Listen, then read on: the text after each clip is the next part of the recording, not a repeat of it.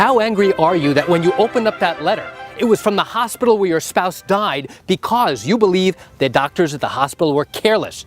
And now what does the letter ask? They want you to donate to their charity. How angry does that make you feel? You want to know what this is about? Come join me as I share with you some remarkable information. Hi, I'm Gerry Oginski. I'm a New York medical malpractice and personal injury trial lawyer practicing law in the state of New York. This happened to a number of my clients. This is a very prominent hospital in New York City. In this instance, my client's spouse died at this particular hospital and firmly believed that the hospital violated the basic standards of medical care, causing and contributing to the injuries that ultimately led to his spouse's death. And now, he goes home, gets a letter in the mail from this hospital, and asks if he would gladly contribute to a fundraising opportunity to raise money for this hospital. How angry do you think he was? That prompted him to pick up the phone and call me.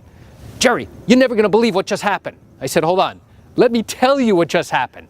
And now I proceeded to tell him exactly what had occurred.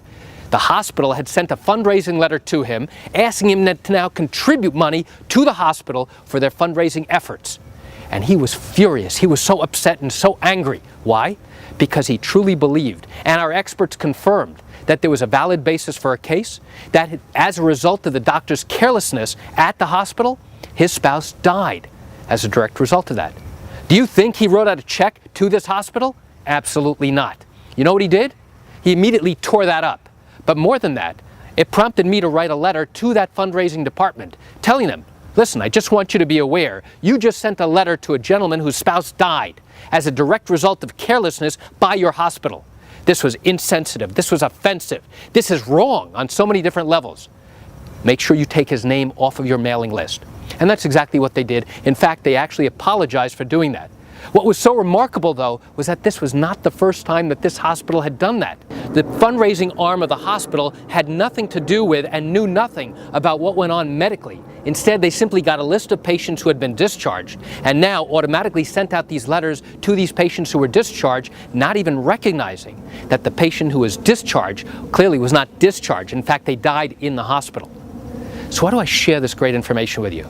I share with you just to express what one client, actually multiple clients of mine, had gone through when they received this fundraising letter from the hospital where their spouse died as a direct result of carelessness by a doctor at the hospital.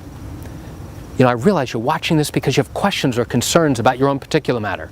Well, if your matter did happen here in the state of New York and you do have legal questions, what I encourage you to do is pick up the phone and call me. I can answer your legal questions. You know, this is something I do every single day and I'd love to talk to you. You can reach me at 516-487-8207 or by email at Gerry, G-E-R-R-Y, at oginski-law.com. That's it for today's quick video. I'm Gerry Oginski. Have a great day.